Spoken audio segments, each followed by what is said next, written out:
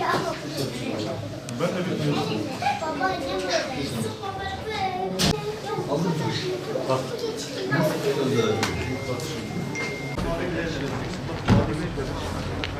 İşi. Teşekkür ederim. Ramazan Olcay.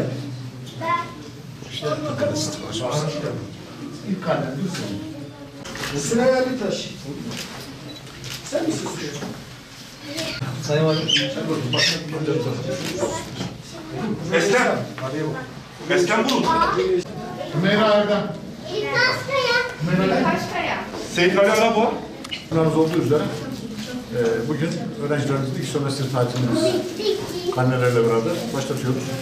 Şu anda Bitlis'imizde 6.700 öğretmenimiz, 89.000 öğrencimize bu dönem eğitim veriyor.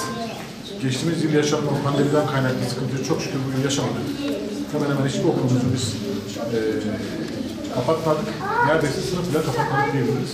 Sağlıklı atlattık. Umudumuz odur ki ikinci dönemde sağlıklı atlatalım istiyoruz. Tüm öğrencilerimize, öğretmenlerimize iyi takip ediyoruz. Bizimlerin de zamanında karnelerinde böyle ufak tefek düzeltilmesi gereken konular vardı. Kimse kimsenin kabiliyetini notla ölçemiyor. İleride bakıyorsunuz çok yüksek mertebelere gelen insanların karneleri bazen küçüklük yaşlarında daha da değerlendirilebildiğini düşünüyor.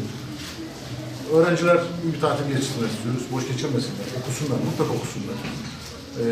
Zamanlarını oynayarak geçirsinler istiyoruz. Güzel bir tatil. Rüya. Rüya. Semanur. Gel bakalım kızım. Yusuf. Ama